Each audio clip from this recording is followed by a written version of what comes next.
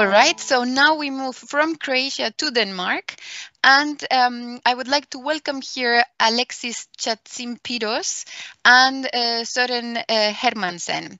Alexis, he's the project manager of the project manager at Samsø Energy Academy. As such, he supports local authorities, communities, and leaders in climate action and sustainable development. He likes seeing policy and ideas implemented in practice and is interested in helping build capacity along the way. We can see this as a regional partner of the Secretary as well. We interact daily and see this passion of Alexis coming in. It's really a pleasure to have someone as passionate here today. So a warm welcome, Alexis. And I would like to introduce as well Søren. Not sure if he's already around, but just as a quick introduction, Søren has been the driving force behind the transformation of Samsø into a world-famous renewable energy island. We've all for sure heard the great story behind Samsø at some point. He's the director of the Samsø Energy Academy that opened in 2007. He welcomes researchers from both Danish and foreign educational institutions that are able to conduct research at the Academy. And for his innovative work, Søren was named one of the heroes of the environment by Time magazine. And in 2009, he was awarded with the Gothenburg Award, which some call the Nobel Prize for the environment. So really, I feel it's a pity we don't have a public here to give a warm applause to these two wonderful speakers. But I give the floor now to Alexis, and yeah, I'm very excited to see the images live from Samsø. Thank you very much, Marina. Good morning, everybody. Thank you for attending this second day. I'm very glad to be here with you, even virtually. Unfortunately, I'm not on Samsø myself either, because of the situation and the restrictions. We would like to we'll introduce the island to you and to present the story of the last 20 years, because the energy transition started already in 1997. And we will show you a short video, which was many broadcasts and many channels throughout the world have come to Samsø to capture a little bit the feeling, the projects, and to help tell the story. So one of the latest was by Arte. It is made in German, but it has English subtitles. So we'll be showing the video in parts, and then Søren is on the site, on the island, so we will switch regularly to him, and he will broadcast to give you more information about you will have heard from in the video. And I would like to stress that it's very important for you to be active as well. So we really want to hear some comments from you or questions, so that the session is as live as possible.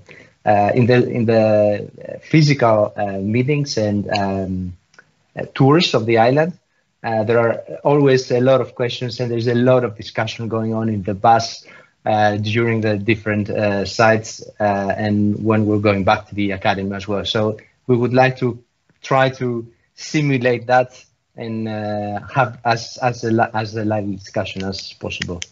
So thank you very much for the introduction, and we could maybe switch to the first part of the video. Well, it looks like we are having a little connection problem with Søren, who should be on Samsø right now, about to show us the island. But Alexis, I have a question regarding the transition in Samsø. We've watched this very inspiring video, really. It started in '97 there.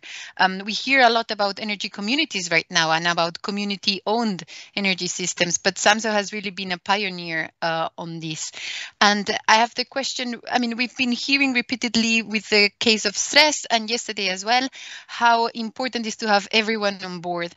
But it also comes to me the question of how did it happen in terms of leadership? Because we know that the community has to be there, but there has to be really a team or a character that pushes this through. So how did it actually happen in Samsø? Actually, it was interesting because it also started top down, because the initiative about to dominate the renewable energy island was from the government. But then the community, the Samsø community, had to come up with a master plan and had to implement it. And since you asked about leadership, you have on the screen the local leader who initiated this and who made this happen. So maybe Søren could take from here. I can. Yes. I'm now online. I'm sorry for the delay. We were struggling a little bit out here in the fields. We are trying to be online with a live recording from where we're sitting. So I'll just turn my camera around, and it's a little bit rainy here. We are in the wind field, and you can say that it all started with windmills.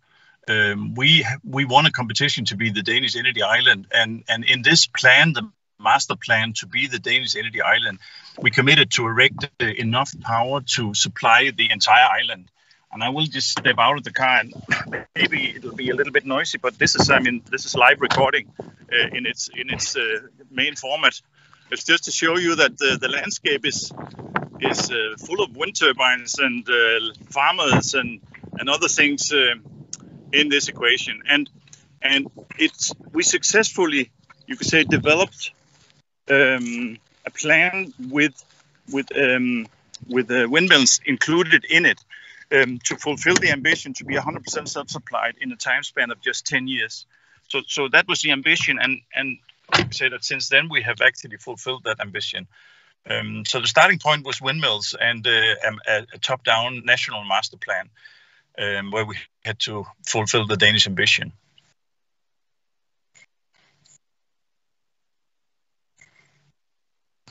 Thank you, Søren. And what's the installed capacity now of wind in Samsø? So the total installed capacity onshore is 11 megawatt.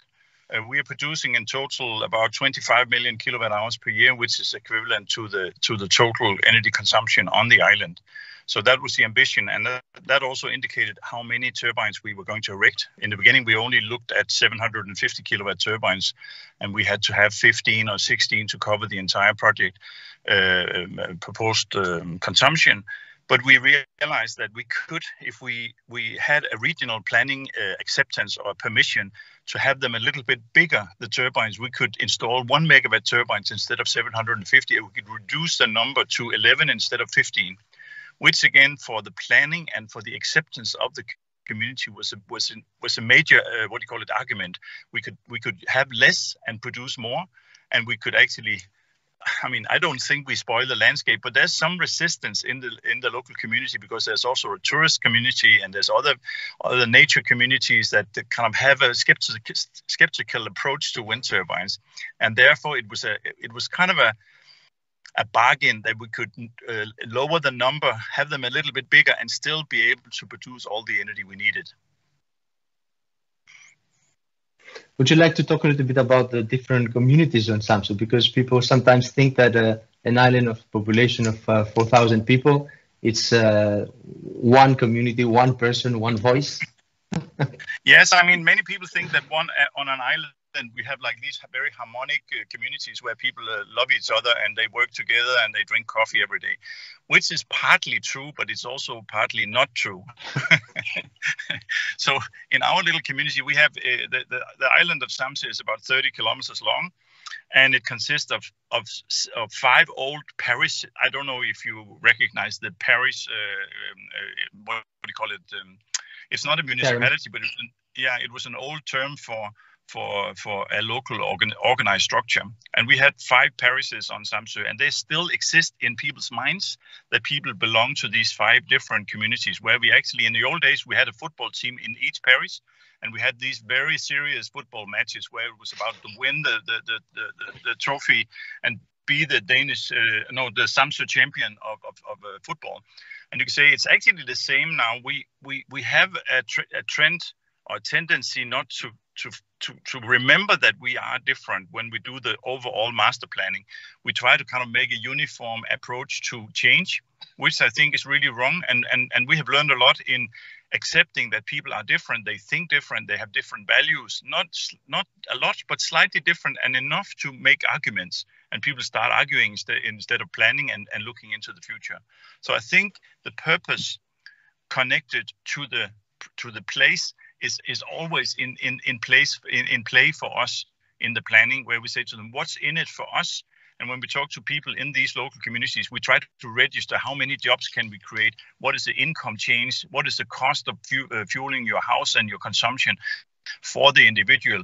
It is the same for all citizens when it comes to kind of numbers and baselines, but it is different in the thinking and in the mindsets of different people, because they also think about their neighbors. And we are now in a field where we have the wind turbines, as I mentioned before, and you can still see them here. And we have this massive big wind turbine just in front of the car. And we have neighbors just around the corner, and these neighbors live down the road here, and they look at these wind turbines and think, why is this farmer allowed to have a wind turbine when I cannot? So we also have a shared ownership idea about giving the guy who lives down the road here an opportunity to buy a share in this particular wind turbine, because when he can see it, he feels connected to it. And if he doesn't own it, it feels like a bad connection. If he has a little bit of an ownership feeling, it's a good connection.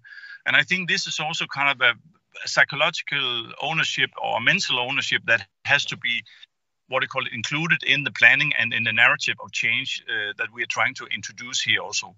And I mean, in due course, we have invested more than, I think we are up to 80 million euros in energy transition.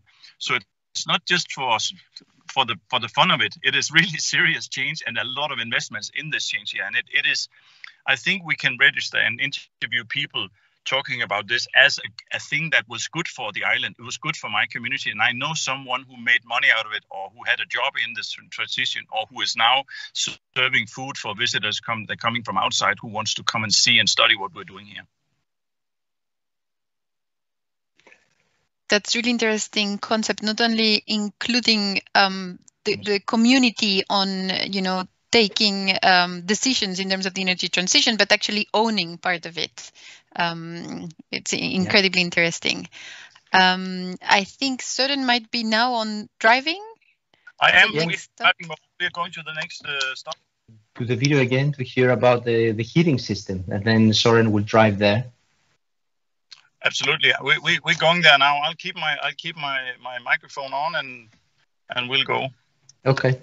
Yeah. So that was the part that described how Samsø switched from for its heating sector from imported oil to locally produced biomass, and actually that also served the purpose of the farmers as well, so that the farmers saw a reason to be part of it, because they would sell remainings of the straw from their fields, which we would then have to burn otherwise, to the district heating plant. And also people felt like this is a different system that they kind of own, that are closer to it, rather than importing oil from Saudi Arabia and other countries. So, and also there was the first step was also to agree that we will achieve some energy savings, some energy efficiency in the beginning, to lower the consumption and then cover this consumption from local resources. I don't know if there is any question already or comment from the people that are watching while Søren gets back There is. online. It's in the chat, Marina. Yes, there's one question. People are doing maths right now.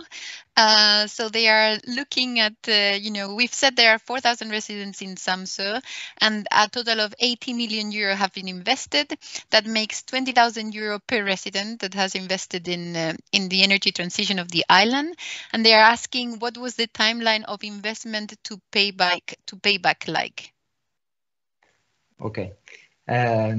So it was not only the citizens, it was also the municipality through an investment scheme, an agency that is allowed to be part of these things.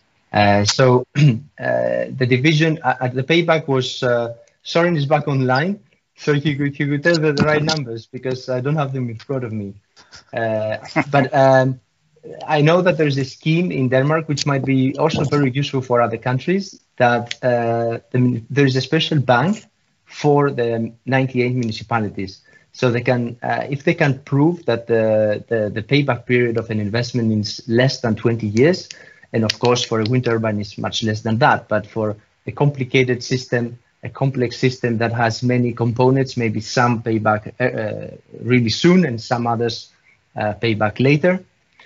So if the municipality can prove that the payback overall is less than 20 years, then it can get an almost interest-free loan from this bank that the private sector doesn't have access to. It's only for the local municipalities of Denmark. So what are we seeing there, Søren? So I mean, talking about payback period, we used to heat our houses with with oil, and we changed to straw, and that was kind of the same thinking, that if we could invest in a change from imported fuel from outside and replace it with straw from local farms, then we could save up to, I mean, more than 80% of the cost for fuel alone, and then the saved cost could pay for the installation of an underground piping system where we could then pipe hot water from a centrally positioned heating system. Do you still follow? Yes. Yeah. Okay, so what happened here was we could build these small district heating. We have 4 of them, and we are now in the storage compartment where we store the fuel for heating houses. These bales are about 600 kilo, and they are at the same energy as 200 liters of oil. So you can say that this is a local resource that we buy from the local farmers, and this is why it's possible for us to change, and the cost is paying for the whole installation, and the payback time is less than 10 years in our versions. So this is how we can argue to the bank, we can argue to the house owner, and we can say to them, this is a really good idea to connect. Because if we didn't do that, then people would say, yeah, it's maybe better to stay in my old traditional heating system because this is better. We need to show them the numbers, and then they can accept what is happening here. I mean, generally,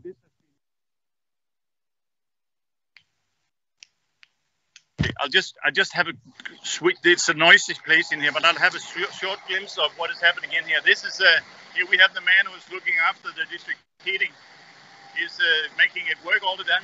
The straw is introduced here into the boiler, and the boiler is burning the straw, which is then cooking water, sending around in a piping system where you have some pumps. These pumps are circulating hot water to 350 homes and supplying them with whatever they need here with the thermostat, and this is how it's working. I'm just going outside so it's less noisy again. All right, any questions? Very nice. Very interesting to see how this is happening, and indeed a way of getting all the farmers also on board. You mentioned it's 350 homes that are connected to the district heating then line. To that plant. To that plant. Yeah. We're more than 75% of all houses are connected to district heating. So these 4 plants are supplying the major energy need for heating, space heating on the island. And this is all done by local resources, which was kind of one of the arguments is also that we used to import oil from the world market, and the oil prices was going up and up and up all the time, which meant that we were looking into kind of a future energy cost that was almost rising every year. We started with a world market price of $30 per barrel, and 10 years later it was almost $130 per barrel, which, I mean, I think now it's down to 80, 90, but it's still much more expensive than we anticipated it to be, and therefore that was also a very good argument that we could use local resources and then invest in infrastructure that could use local resources, and this is available and widespread all over Denmark, and it wouldn't have happened if we hadn't kind of made the master plan and looked at the numbers as a part of the transition towards a sustainable island. Would you like to talk a little bit about the change of mindset? So what difference did it make that people were not using imported fuel anymore? and that would produce the energy themselves? I mean, the mindset is in.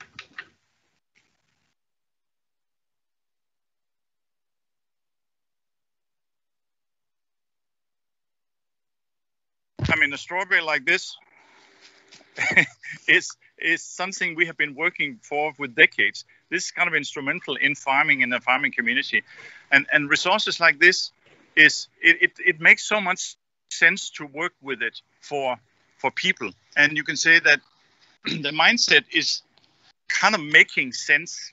If it makes sense, it's easier to convince people. It is not about saving the Earth or the polar bears in the Arctic. It's more like saving ourselves from kind of the change of industry, the change of economy, the change of centralism and urbanization, and people are moving to the city. These are the big threats we see in the community today, or in society today in general. And we have an aging population, and the young people, they move away to get educated, and they hardly come back because they get kind of a fine education and a good job, and they can't have that on a small island like this. So they'll come back for holidays and for leisure, but not for work and live here, which means that we have the younger generation missing almost totally in this transition. How do we do in something about that? Well, this is, I mean, when we then use technology, new planning structure, and we create jobs, then there's a possibility for people to move back, and we have more kids in the school, and we have more population of younger generations in this also. So it's kind of a mix of many arguments here also. So the mentality is to coordinate all these, what do you call it, burning platforms that we are looking at, the fear of change that we are facing, and the fear of missing out on evolution, which is also a very strong argument. So the Energy Academy and my job and my colleagues' jobs has been more not to be technicians and engineers, but to be kind of psychologists and understand what people are thinking, and then try to introduce from the toolbox the wind turbines, the district heating, the solar panels, the electric vehicles, and whatever is on the market that could help this transition. And of course, we also do it in strong and direct communication with the universities and the technical institutes. Then we can have research jobs also at the academy, which is also, again, attracting young people to come and work and live on the island, because that's what they're educated for. So, yeah, it's a pragmatic, practical exercise to formulate the future and to be sustainable at the same time. That's a very interesting concept, and it links back to what we heard from Sjokar yesterday of trying to make habitable islands, and islands that are, compelling for also the younger generations in order to keep the islands living, really, and letting the younger generations come back and have something interesting waiting for them there. Absolutely. I mean, yeah. I'll jump into the car again, and I'll go to the next side. I don't know how much time we have, but I think we'll go down to the pier and the harbor and look into some future project. Is that part of the plan, Alexis? Yes, that's part of the plan. And in the meantime, we can take some questions or see if there are any comments from the people who are watching. I'm not sure there are more comments from. Yes, new comment comes here. New question comes here. So there's someone asking, how do you cope with wind PV intermittency? Are you interconnected with the mainland, or do you have a backup thermal resources or battery systems for storage? No. Yeah, go ahead. Yeah, no, take it unless you need to drive. No, I'm not driving. I have my co-driver here, so it's safe and okay. We are interconnected with the mainland, and which is maybe very different from some of the other big islands like Madeira and Crete, and so, who are not. So we have a security in the system. We don't have intermittency, but we try to avoid being depending on imported electricity from outside. So this is one of the projects I'm going to show you now, where we try to have a battery storage and some solar, and then try to make an intelligent energy system to avoid being in contact with the global or with the national net. because this is then the future of energy transition, is to have like island networks that can operate individually without being connected. Yeah, so Samsø kind of pretends that the interconnection with mainland Denmark doesn't exist. So we want to produce all the energy the island needs on the spot, and then use it also on the spot. Because currently there is, apart from the 11 onshore wind turbines that Søren showed you, there are also 10 offshore wind turbines at the off the south coast of Samsø. And most of the electricity produced from the offshore is currently sold to the grid, which in terms of emissions compensates for CO2 emissions from the transport sector, because not all vehicles are electric at the moment, and also the ferries are not electric at the moment.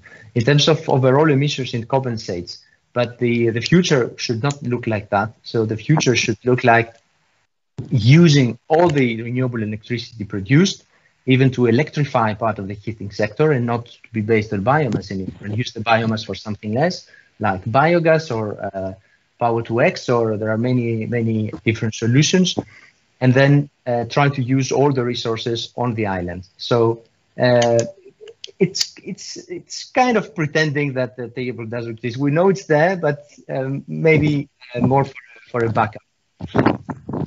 So one thing here is that we're now looking at a charging point for big, very large sailing and yachts and boats here. Every summer we have 200 boats coming into this harbor, and they all connect to the system. You can see this boat is connected. They have the power cord connected. And when you want to have electricity from this system here, it's got an operational manual and a computer that controls the loads. And in here, this is a battery storage in this house. You can see there's some flashing lights. And behind this door, we have a 420 kilowatt storage battery. And all the houses, all the buildings on the pier here, there's solar panels, which is then tipping up the battery during the daytime. And in the afternoon, when all the boats are coming in, they can connect. And the idea with this is to say, what if we can make a project where we are balancing the grid? So when the guys from the boats, from the big yachts here, they are connecting to the system, they download an app and they open the socket so they can get electricity. But at the same time, they also accept intermittency. So if there's not enough power during the whole day for all the boats, they can say, I'm a green consumer, I'll allow the system to disconnect me if there's not enough power to balance the whole system here. And then of course we can say that if they don't have enough power at the end of the day, they have to share load. And I think this is an educational program where we also test the future energy systems, where we locally can island energy system and try to balance the loads with the production capacity. Of course, we have to learn how much production capacity we need to have in the background and how much storage we need to have in the battery.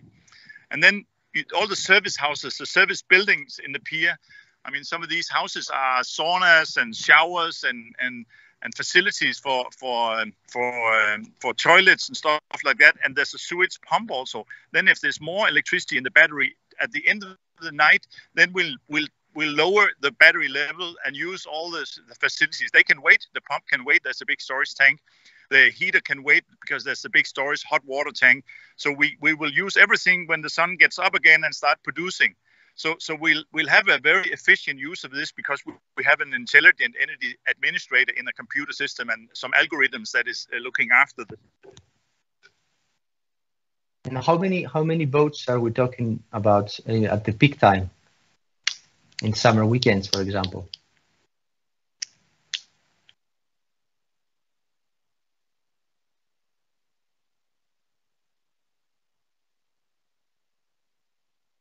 We cannot hear Søren anymore.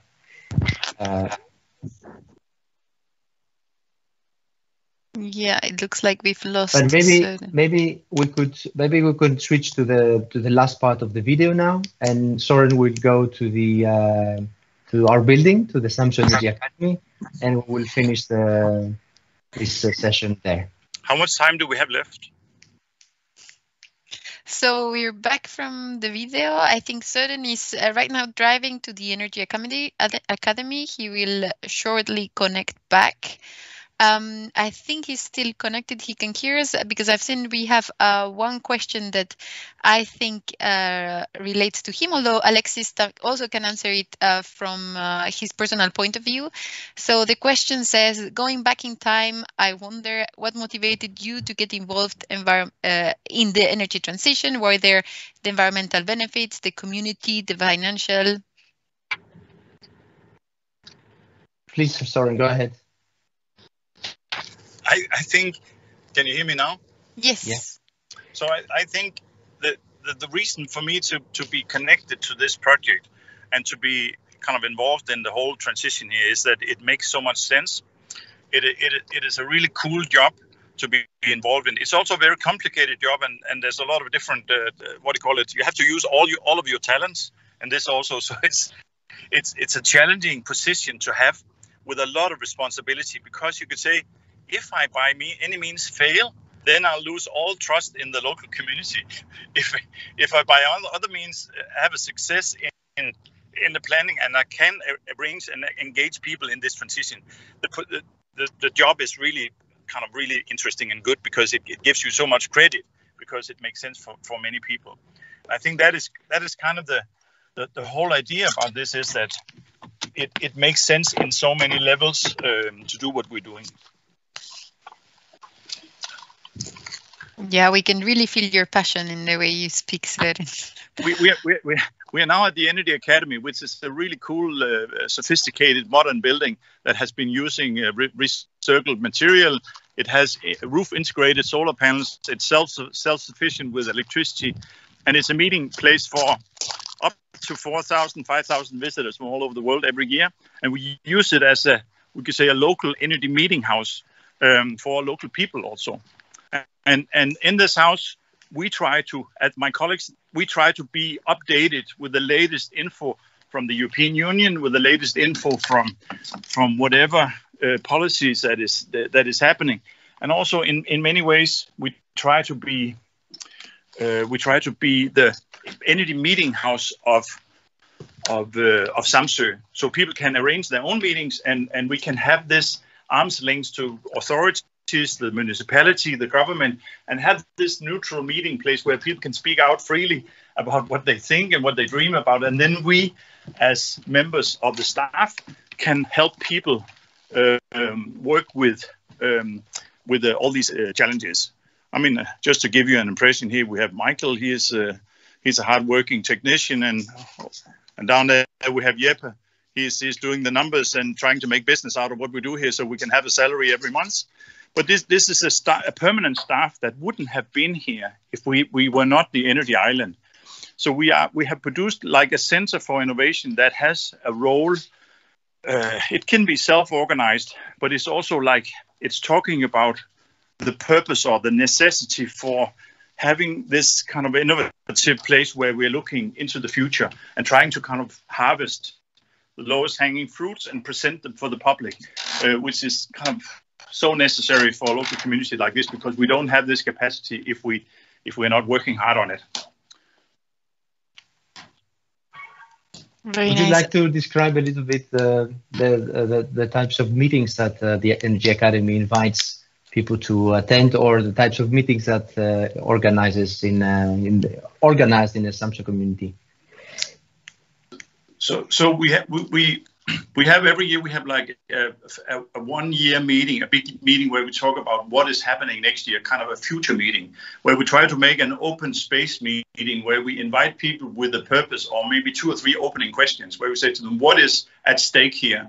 And what are we thinking about we can do, we want to do, we need to do for the future? And we have like a whole day discussion here, and where we facilitate the meeting, we harvest the outcome of the meeting, and then we make kind of a report with action plans and persons and contacts in it, so it becomes active and efficient in the handling or in the action. And these meetings are very popular. We have a lot of people will come there because they enjoy this kind of meeting, because we can say we call it sometimes in the popular version energy democracy.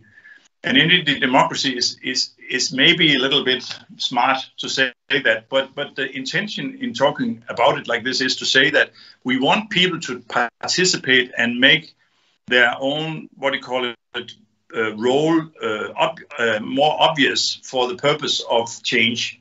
Instead of just waiting and be an ignorant customer, you become an active prosumer in the transition. I know this is also very popular, and the local people from Samsø hate me calling them that. I mean, I'm just a farmer, I'm a local plumber, or stuff like that. But this is in reality, we have this role play where we try to engage people in their actions by using their talents, and then we can introduce, as a secretariat, new trends from outside, like now Ursula von Leyen has introduced the new Bauhaus, or the Green Deal of the European Union. We try to translate and bring it down to a local context where we talk about what does this mean for us, or the UN development goals. I mean, this is very sophisticated and very top-down political. We boil it down and say, what does this goal number 7 or goal number this means for us? And we try to make this translation and make people aware of what they can do then. And we also try to fund things. We try to find money and try to kind of make a little, what do you call it, a green fund structure where we can fund changes also. Yeah, very great job. I think very inspiring indeed. There's this need that we see, especially for small islands, to translate, all these EU initiatives and bring them down to really the local community, and what does it mean to the inhabitants of the islands. At the end of the day, what we want is that's it, their life to be better and everything to be more sustainable. Yeah.